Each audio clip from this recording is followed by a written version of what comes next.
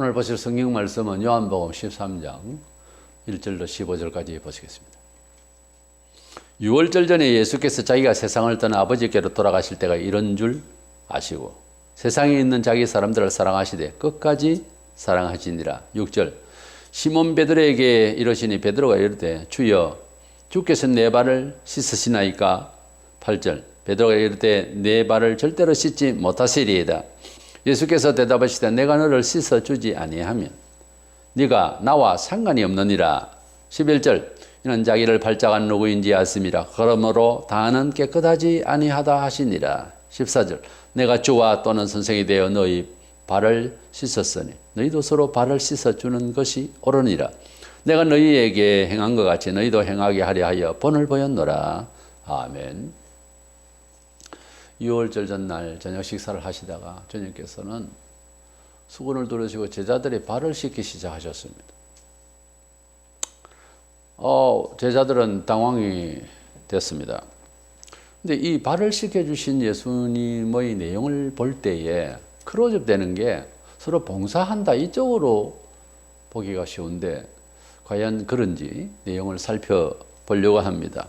그러나 이 내용을 자세히 보면은 영적인 뜻이 성경 어디에나 하나님께서 보여주시고자 하는 것은 기적이나 여러 교훈이나 여러 말씀 가운데서도 결국은 우리 영혼이 잘되게 하려고 하는, 우리 죄인을 구원하시려고 하는 일에, 우리에게 영생을 주시고자 하는 일에 목적을 두고 있지, 현실 생활에서 그것을 위해서 하나님께서 이 삶을 풍성케 하고 단지 그것만을 위해서 내용을 또 성경에 담고 또 그런 일을 행사하신 것은 아닐 것이다. 이 정도는 우리가 짐작을 해야 되지 않겠어요?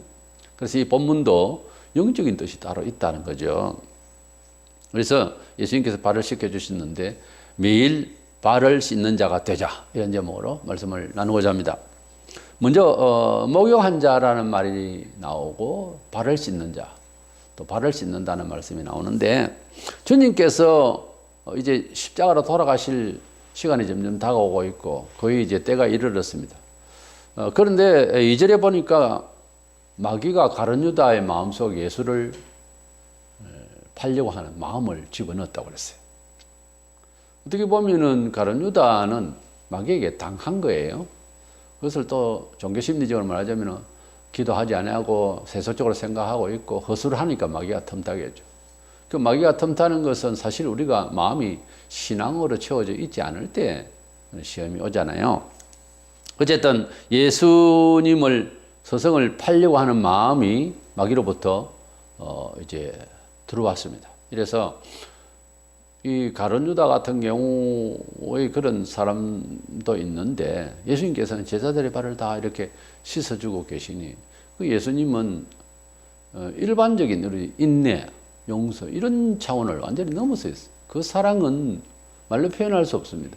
그것을 다른 제자들은 모르고 있지만 예수님이 지금 유다에 대해서 심정을 알고 계시잖아요. 보통 사람은 짜증이 나가지고 발을 씻겨주긴 그냥 그대로 호통을 쳐야 되는 상황인데 그래도 주님께서는 이런 제자도 있었지만 발을 씻겨주고 계신 모습에서 인간적인 입장에서 또는 신앙적인 입장에서 우리가 본받아야 할 그런 정서요, 정신이요, 또 그런 신앙심이다 하는 것을 우선 우리가 엿볼 수가 있습니다.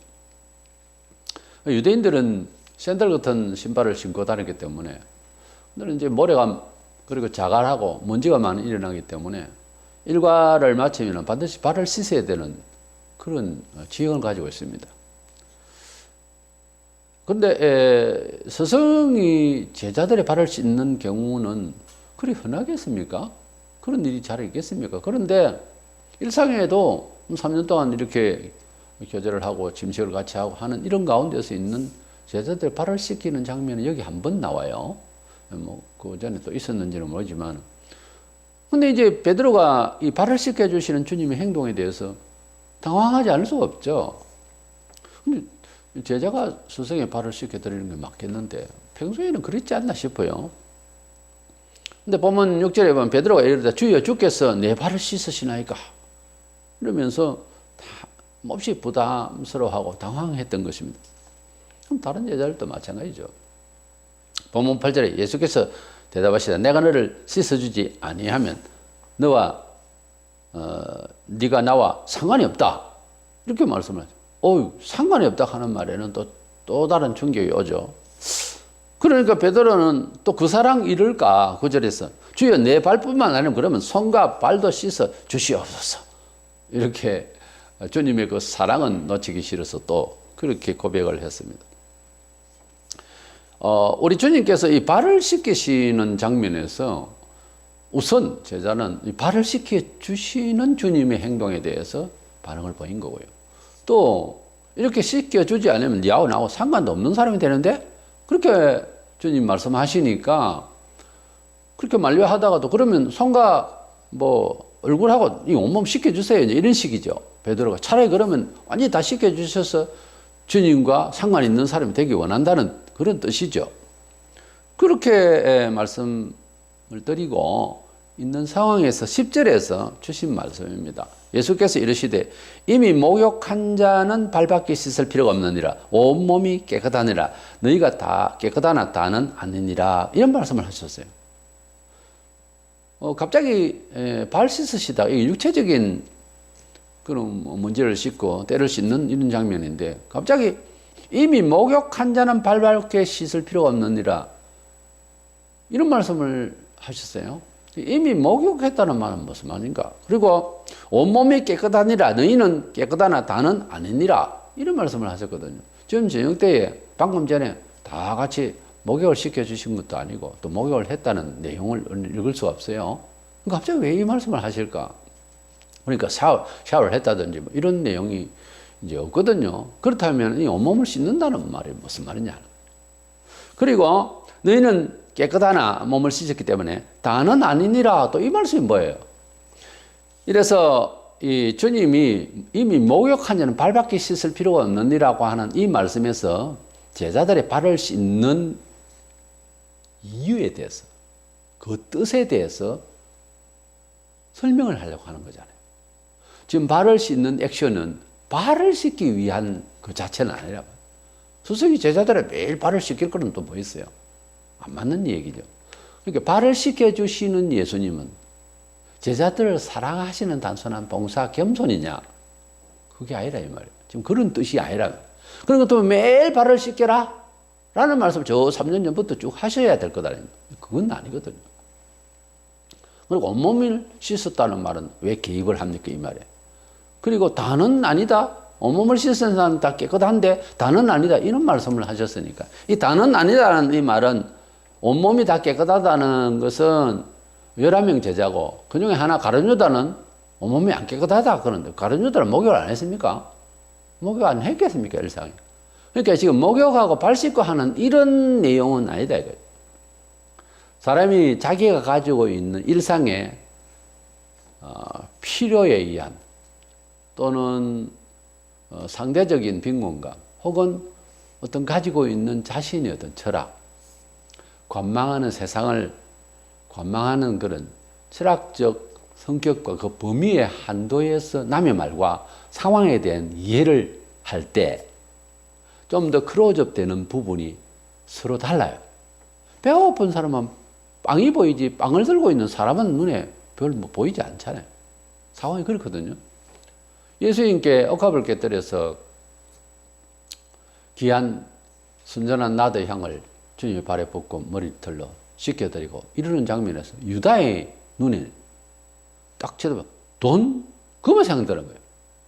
근데 이 장면에서 우리 주님을 바라보고 있는 마리아는 감사, 주님이 날 위하여 돌아가실 것을 예비하는 장사를 예비하는 내용이거든요. 사실은 그게 그 안에서 이루어지고 있는 본질적인 내용은 그 신앙심은요. 주님이 그렇게 설명하셨잖아요. 근데 사람이 가지고 있는 그런 판단력, 클로즈업되는 내용의 중심은 사람마다 다 다른데 장 돈 하고 있으니까 유다에게는 그것만 보이는 거예요. 사람이 보이는 것이 같은 형체를 놓고도 다릅니다. 색깔마저 다르게 보일 수가 있어요. 달이 환하다?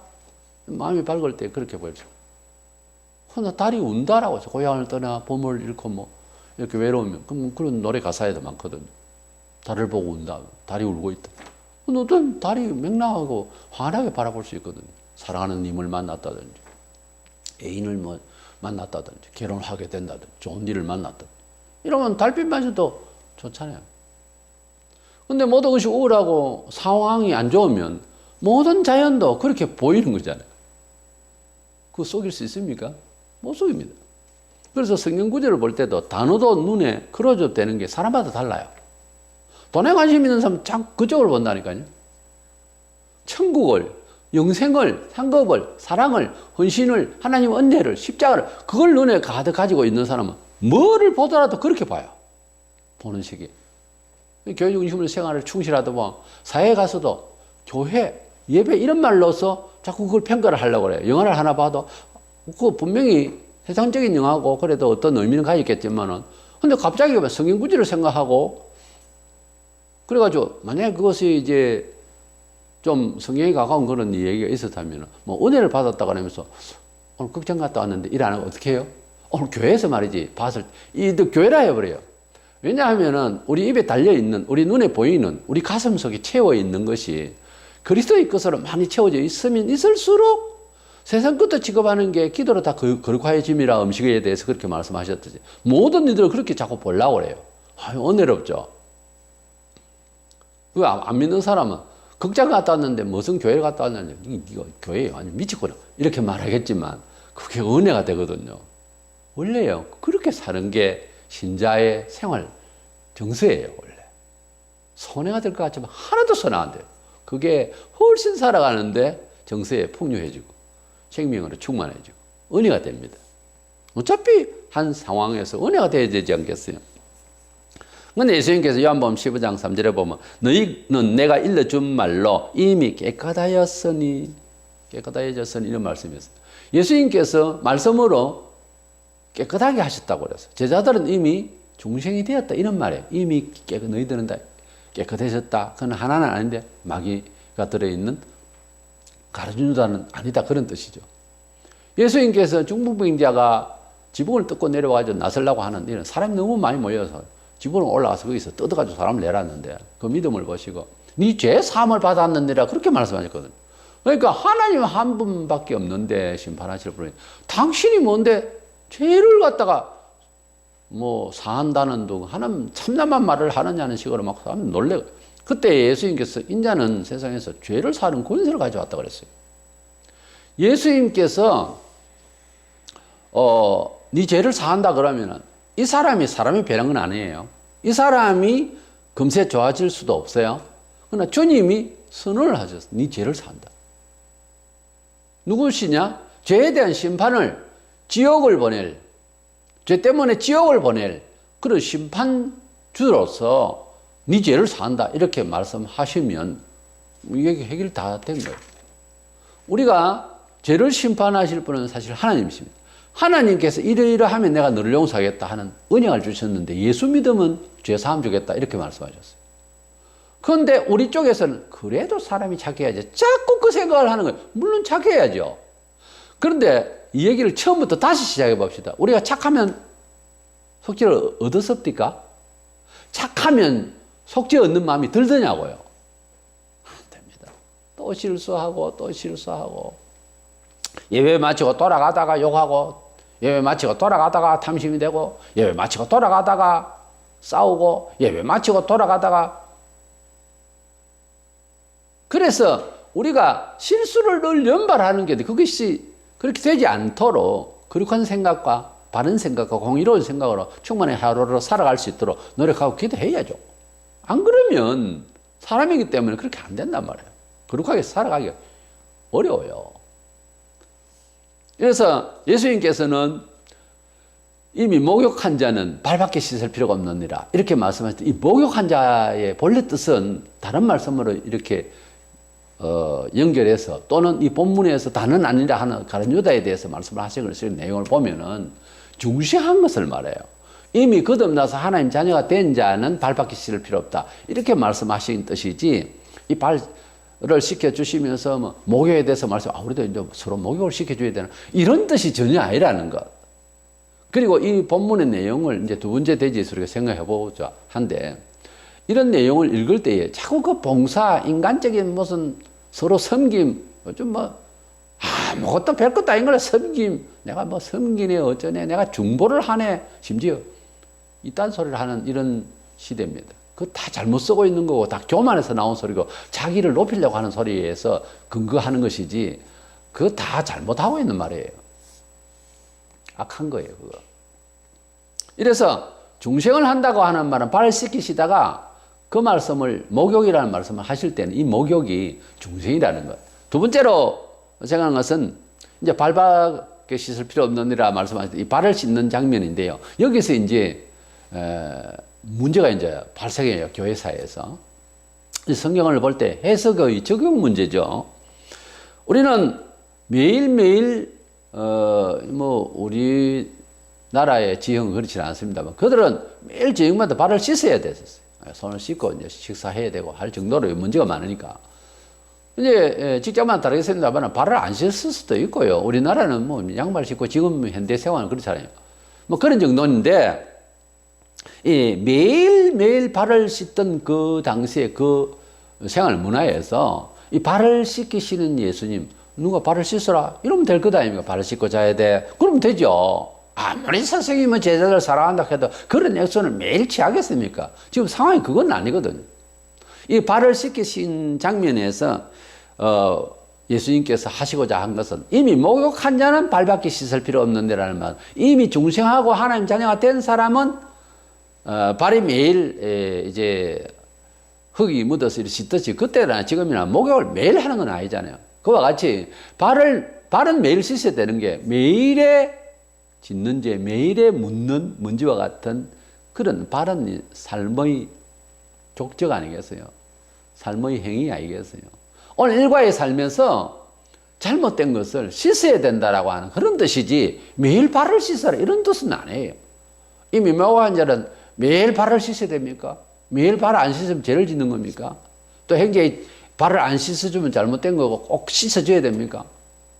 지발 지가 씻지 뭘 또 매일 씻게 됩니까? 그건 아니거든요. 이것은 죄를 매일 짓는 죄를 회개하라는 그런 뜻을 지금 가르치시기 위해서 하신 행동이라는 거예요. 근데 뭐 어떤 교회는 세족식이라 가지고 서로 발을 씻겨주고 아예 발을 씻겨주면 키키 웃으면서도 기분이 좀 다른 그런 게 있겠죠. 왜냐하면 주님께서 하신 일은 영적인 뜻이 아니라도 육신적으로 문화적으로도 훨씬 좋아요. 해보면. 근데 본래 뜻은 그건 아니다는 거죠. 세족식이 뭐 필요 없다. 그런 뜻이 아니고 의미를 거기에 너무 두지 말라는 그게 지금 그런 뜻이 아니라는 거예요. 발은 씻겨드렸는데 행제를 그냥 나가서 행제 보면 미워하고 행제가 죄를 짓는데도 아무 관심이 없고 우리 행제가 영혼이 잘 돼야 되는데 큰일 났다. 이런 생각은 안 하고 그걸 지금 하라는 거예요. 서로 발을 씻긴다고 하는 것은 요한 1서 3장 3절에 주를 향하여 이 소망을 가진 자마다 그의 깨끗하신 것 같이 자기를 깨끗하게 하느니라 그렇게 말씀이 있습니다. 우리 주님을 바라보는 자는 첫째 성도들이 불신자와 다른 점이 뭐겠어요? 막 기뻐하고 뛰라니까 막 벌벌쩍 뛰면서 교회를 다니고 주일날 뭐 예배하라니까 예배 시간 되면 쫓아가고 그게 전부가 아니에요. 그리스도인은 교회를 들어와서 예배를 하나 일상생활을 사회생활을 하나 집에 있으나 간에 죄에 대해서 안전하으나 죄를 해결하려고 하는 이런 생활이 있어야 됩니다. 늘 항상 죄를 회개하는 마음으로 기도하고 죄를 회개하는 마음으로 겸손한 말을 하고 늘 회개하려고 하는 이 마음이 떠나서는 안 된다 그 말이에요. 우리가 예수님을 믿으면 하나님의 자녀가 된다고 그랬어요. 요한복음 1장 12절 13절 하나님 자녀가 되는 권세를 주시는데 예수를 믿는다고 할 때는 오해하는 사람들이 내 죄가 싹 없어졌다 그러니까 나는 공주야 나는 이제 왕자가 돼서 정신착란입니다. 그게 아니고 마치 사형수가요. 지금 죽을 날을 기다리잖아요. 일단 감옥에 넣고 그 다음 그 사람을 호출하면 면회 왔습니다 하고 면회 안 시킵니다. 사형수 면회 왔습니다 하면 그날 죽는 날이라고 하더만요. 그래서 사형수가 경우에 따라서 국가에 좋은 일, 뭐 8.15 광복절날이라든지 어떤 특사가 이렇게 주어질 때 그 사람이 지금부터는 죄의 형벌을 받지 않는 사람으로 추록할 수가 있잖아요.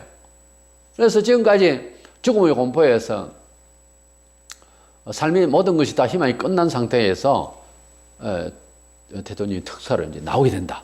그랬을 때 이 사람은 새로 사는 거죠. 다시 사는 거, 덤으로 사는 거죠. 사실은 이 사람이 죽을 뻔한 게 아니라 죽을 사람이잖아요, 바로. 그런데 살아났잖아요. 이렇게 삶을 살아갈 때 이 사람이 감옥에서 나왔고 특사로 나왔고 그런다고 해서 이 사람이 죄성이 없습니까? 우리 동네 그 사람이 왔다. 불안한 건 사실이에요. 그 사람이 죄를 안 지어본 사람보다 죄를 지어본 사람이기 때문에 사람이 무슨 일이든 경험을 먼저 해본 사람이 고기도 먹어본 사람이 먹는다고 잘 먹는다고 어쩔 수가 없는 거예요. 제가 중학교를 다닐 때 걸어서 다니는데 심리길을 거기 휘어져 가는 산길이기 때문에 휘어져 가고 사각지대가 들어 몇 군데 있어요. 그런데 학교 가까이에 보면 거기에 조금 휘어져 가는 그 길에는 버스 사고가 자주 일어나는 거예요. 지금 생각해 보니까 그 도로를 다시 깎아서 똑바로 보일 수 있도록 하는 게 좋았었어요. 인명피해를 줄이기 위해서요. 아무리 천천히 간다고 해도 운전자는 또 깜빡할 수가 있잖아요. 거기에 대형 사고들이 드러났었어요. 사고 난 지점에 또 사고가 자주 나요. 그게 귀신이 붙어서 자꾸 그런 식으로 생각하지 말고 그런 경우도 있겠죠. 그러나 대부분 도심에도 사고 난 지점에서 또 사고가 자주 나요. 그래서 거기에는 사망사고 잦은 곳 이런 팻말이 있잖아요. 왜냐하면 과학적으로 쫙 분석해 보면 거기에 사고 날 우려가 있는 모든 어떤 여건이 있어요, 보면. 근데 그거는 도로상 어떻게 바꿀 수가 없으면은 주변의 경고와 또 타이어가 빨리 속력을 내지 못하도록 이제 도로를 정비를 다시 다르게 만든다든가 어떤 수단을 해야 돼요. 그죠? 사고가 난 지점에서 도로도 사람을 사고 나게 하는데 하물며 마음을 남이 제재할 수가 없는 어떤 사람이 어떤 죄를 짓고 경험을 사고를 냈는데 그 사고요 쉽게 낼 수 있어요. 다른 사람보다. 의의 은혜도 그렇습니다. 믿음의 은혜를 한번 받으면 또 그건 더 어렵지만은 죄보다는 이게 또 은혜를 받을 수 있는 기회가 오죠. 그렇게 은혜의 끈을 자꾸 붙잡아야 돼요. 그래서 조그마한 은혜, 큰 은혜, 또 더 큰 은혜 이렇게 자꾸 받아 나갈 수가 있다는 거죠. 10년이 믿어도 맨 그 자리에 경험을 전혀 생각을 안 하고 있으면은 무슨 은혜를 받겠습니까? 어떻게 성장하겠냐고요. 예수를 믿으면은 어렵다, 칭함을 받는다는 말은 내가 갑자기 사람이 좋아졌다. 그 말이 아니에요. 사연수 금방 나왔는데 좋아져요? 여러분 집 옆에 살게 하면 여러분 평안하겠어요? 아니잖아요. 마찬가지예요. 예수를 믿는다고 첫날 왔잖아요. 죄인이라도 사람마다 사회적 죄는 좀 다르잖아요. 감옥에서는 추록하다. 아주 살인자다. 우리 교회 왔다. 편한 사이겠습니까? 그 사람은 다른 사람보다 더 많이 겸손해야 할 문제가 있어요. 네. 그래가지고 사형수가 되고 큰 죄를 지은 사람이 나중에 목사까지 된 사람이 있어요. 잘 아시죠? 근데 그 사람이 결국은 또 죄를 짓고 또 깜빡이 가더라고요. 왜 그럴까요? 주변이 어떻게 할 수 있어요? 본인이 자기 마음을 어떻게 할 수가 없는데. 이래서 우리가 예수를 믿어도 개인이 가지고 있는 연약한 문제, 어떤 기질, 나쁜 기질, 이거 잘 안 변합니다. 조심해야 돼요. 사람마다 가지고 있는 강점도 있는데 사람마다 가지고 있는 약점이라는 게 있어요. 또 사람마다 다 있어요. 혹시 기분 나쁘면 두 가지 더 있을 수 있고요. 혹시 기분이 올라가면 좋은 점이 두 가지 더 있을 수 있어요. 그런데 대부분 한 가지 이상은 강점도 있고 약점도 있어요. 제일 교회 다니면서 문제죠. 난 별로 문제가 없다는 거. 그게 문제예요. 어떤 교회, 철락교회에 사회자가 오면 맨날 올리고 보내는 거예요. 한 집사가. 근데 그 집사가 말을 참 잘해요. 동네 변호사 정도로, 할 정도로. 근데 문제는 이 집사가 이야기를 할 때 하나도 틀리는 게 없다는 거예요. 말담이라는 게 그렇게 무서운, 하나도 틀림이 없어요. 문제가 뭐예요? 틀림이 없다는 게 문제예요. 우리가 무슨 말을 하려고 할 때 대부분 이기려고 하잖아요. 그래서 내가 더 옳다라는 말을 주장하기 위해서 미사려고 하기까지는 안 해도 그래도 수사적으로 잘 자기를 변호하려고 하는 버릇이 있어요. 누구나 변호사가 아니라도. 근데 어떤 일에 대해서 공적인 입장일수록 그렇게 말하는 것이 정당해요. 잘한 거예요. 근데 자기를 변호할 때는요, 성경상 가만히 비춰보세요. 대부분의 믿음의 여인은 자기를 피하합니다. 근데 우리는 어떻습니까? 대부분 우리가 좀 더 당신보다 내가 낫고 당신의 계대보다 나가 낫다고 하는 점을 강조하기 위해서 최대한 이야기를 끌어모아요. 최대한 상황 분석을 그렇게 끌고 가요. 그렇죠? 그 부인할 수 없죠.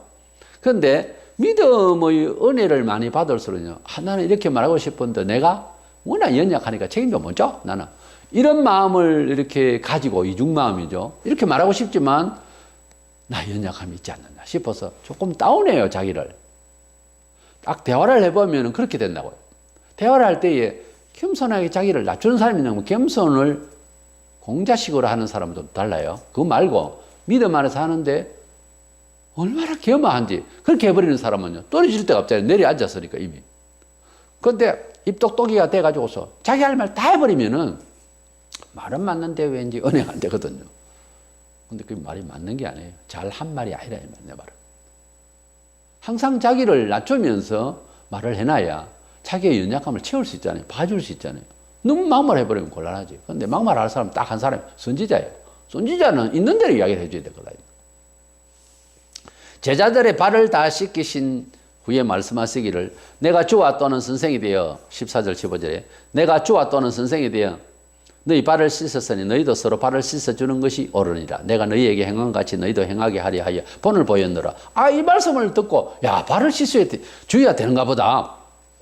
그렇지. 발을 씻는 것이 얼마나 이래가지고 세족식을 또 교회에서 또 꼭 해야 된다고 생각하는 사람들. 이 본문을 볼 때에 영적인 뜻은 안 보고 발 씻는 그것만 자꾸 쳐다보니까 예수님께서 본을 보였다. 서로 발을 씻어줘야 한다. 이 문제들만 읽는 거예요. 그래가지고 694년경에는 교회에 한 의식으로 정착을 해가지고 세족식이라는 게 있었어요. 지금 보면 안 하던 이 세족식을 하는 교회가 또 들어있어요. 무슨 집회 중에 세족식도 하고요. 발을 씻어 형제의 발을 씻겨드리는 이런 세족식. 그리고 또 좋은 뜻으로도 또 풀이는 될 수 있어요. 남편이 맨날 술이나 먹고 땡깡이나 부리고 이러는데 부인이 예수 믿고 이 세족식 이야기를 들은 거예요. 그래서 집에 가가지고서 대야에 따뜻한 물을 데워서 여보 이리 와요. 뭐라? 이리 오시라고. 생전에는 막 할퀴고 이러다가 이 부인이 마음을 바꿔먹었어요. 그래서 따뜻한 물에 발을 넣어가지고 이렇게 씻어주고 남편이요 술이 취한 상태였을 때 눈물을 흘리더라. 어떤 얘기 끝에 그 이야기가 나왔어요. 신라 같은 이야기를 내가 들은 적이 있습니다. 그 주님이 발을 씻겨주신 그 이야기를 남편에게 그대로 적용을 해버린 거죠. 근데 본래 뜻은 그게 아니에요. 그 다음날 또 발을 씻어주면 그냥 뭐 기분이 좋겠어요. 그 남편 뭐 이런 인간을 내가 씻어줘야 돼 이런 마음 먹으면 그거 못 씻잖아요. 그래도 처음 해보는 거라 되게 불편했다고 그래요. 그 이야기를 내가 들었는데 그래서 물론 튀기면서 막 이렇게 씻겨줬대요. 그랬는데 그 모습에 남편이 변화를 받더라는 얘기는 있었어요. 그런데 우리가 형제의 발을 실제로 대야를 쭉 씌워놓고 앉혀놓고 우리 형제의 발을 씻겨주고 그 다음에 발을 닦고 난 뒤에 또 저 형제가 내를 앉혀놓고 또 내 발을 씻겨주면 분위기는 좀 간지럽지만은 그래도 은혜는 될 거예요. 중요한 건 그게 교회 행사라서 그게 본문이 가르치는 뜻은 아니라는 겁니다. 그걸 지금 하라는 것이 아니에요. 그거 안 해도 괜찮는데 뭐가 더 중요해요? 서로의 발을 씻는다는 말은 서로 매일 죄를 짓는 우리 형제, 자매, 서로 우리 형제끼리 죄를 짓지 않도록 권면해주고 막아주고 위하여 기도해주고 영적으로 서로 잘 되도록 하라 그 말이에요. 사실은. 그래서 형제가 발에 때가 시커멓게 좀 닦아주는 것도 좋지만은 저 사람이 지금 뭘 잘못하고 있을 때 눈물로 그를 위하여서 그 영혼을 위해서 기도해주는 영적인 깊은 그런 관계를 가지고 교제합니까? 지금 그걸 이야기하는 거예요. 이 본문에는. 내가 너희에게 씻겨준 것처럼 너희도 서로 이렇게 해라. 내가 본을 보였다. 본을 보였다는 이 말씀에서 너무 그렇게 크로즈업 돼가지고 발을 씻어야 되는 없다. 서로 발을 씻어줘야 돼. 그럼 내 발 씻어라. 자기는 또 씻겨줄 생각도 없는 이런 인간들이 있다고. 근데 그게 아니고 서로 죄를 감해주고 용서해주고 또 그 자신이 죄라는 것은 하나님께와 형제에게와 자기 자신에게 서로 다릅니다. 죄의 성격이. 형제가 나에게 잘못했을 때 그때는 그건 형제가 하나님께 잘못한 것을 보고도 그냥 방치는 못하잖아요. 한 몸인데. 그래서 그러지 마세요 하는 권유입니다. 사실 설교가 권유예요. 사실 설교는 발을 씻는 거예요. 예수 믿는 사람들이니까 예배를 드릴 때는. 설교가 뭐예요? 형제의 발이 씻겨지기를 원해서 간절해서 씻는 법을 이야기하고 씻겨지기를 원하며 기도하며 주간 내내 목사가 위하여 기도하고 마음 아파하면서 풀어내는 거예요. 그게 감동받고 씻김을 받고 가야지. 빨래해가지고 씻겨가지고서 가는 거는 무슨 소용이 있겠어요? 교회 와가지고 오늘 예배 중에 발 씻기는 거 하자.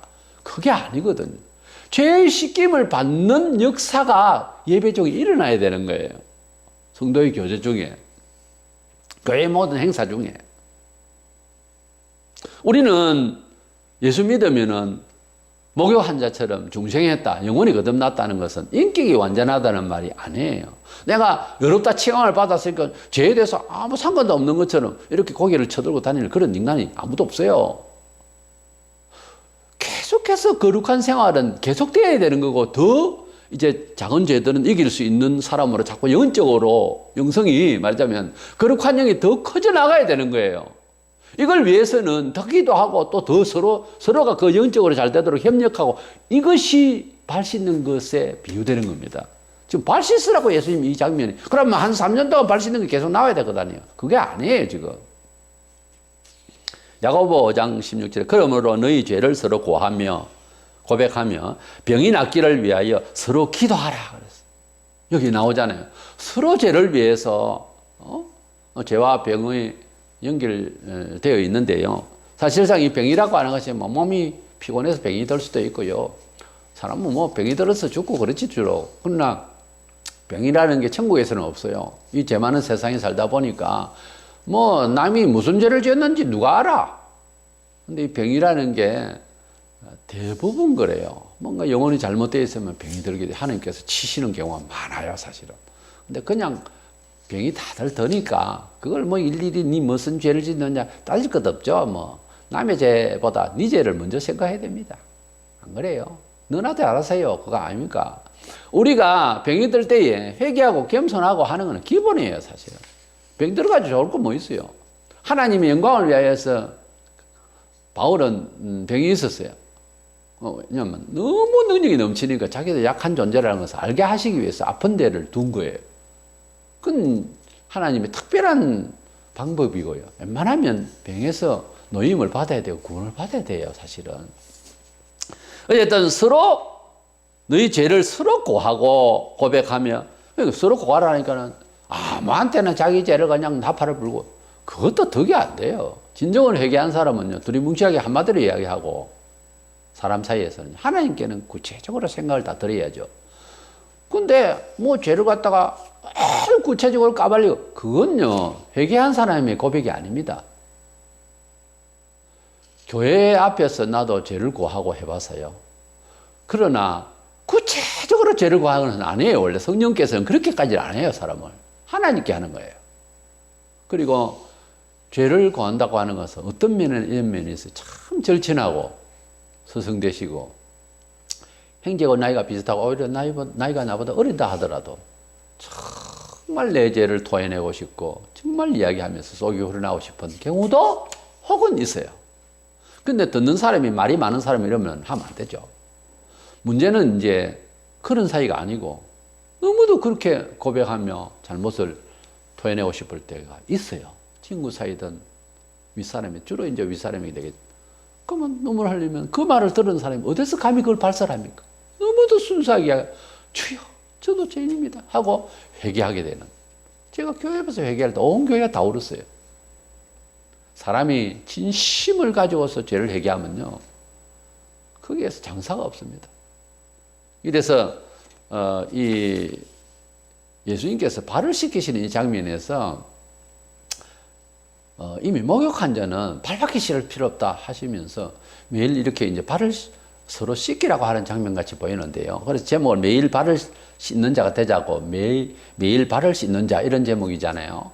그런데 이 매일 발을 씻는 자는 다시 제가 마무리를 하자면 매일 짓는 죄를 씻는 자가 되자. 그 이야기를 하려고 한 거예요. 이 본문이 지금 예수님의 행위가 이 액션이 지금 발 씻는 그 단순한 그 얘기 아니고 매일 서로가 죄를 씻기움을 받을 수 있도록 서로 용서할 건 용서하고 들어줘서 같이 도구로 기도해야 할 건 또 기도하고 이렇게 해서 영적으로 잘 되라고 하는 말씀이지 성경 전체에 뭐 기적이 일어난 이야기라든지 무슨 일이든 간에 그 자체가 우리에게 목적은 아니라는 거죠. 거기에 하나님의 구원하심, 영적으로 잘 되게 하심에 대한 내용을 찾아내야 되고 그렇게 보면 그게 잘 보입니다. 그런데 이걸 발 씻는 것만 자꾸 보면 질문을 다시 할 것만요. 3년 전부터 씻었습니까? 이렇게 질문하면 어떻게 답할 거예요? 그게 그렇게 중요한 것 같으면 매일 발을 오늘 또 발을 씻기시더라. 이래 나와야 되는 거예요. 근데 그 내용이 아니고 매일매일 샌들 같은 신발을 신고 있는 유대 땅에 그 먼지가 많고 자갈밭에 다니는 그 사람들이 발을 씻듯이 예수님과 제자들만 아니에요. 그 동네 사람 다 그랬어요. 그와 같이 우리가 세상을 살아가면서 이 행위의 이 발 이것은 삶을 살아가는 족적 아닙니까? 살아가는 과정에 발에 먼지가 묻듯이 우리가 죄를 짓게 되고 우리가 알게 모르게 죄를 져가지고 이것을 씻으라는 거예요. 이건 저녁이었는데 그래요. 하루를 마치고 씻고 자야 됩니다. 그것이 참 아름다운 겁니다. 이 말씀을 꼭 기억해서 매일마다 죄를 씻고 또 형제의 죄를 위하여서 씻기움을 받을 수 있도록 기도하고 하는 저와 여러분 되시기를 축원합니다.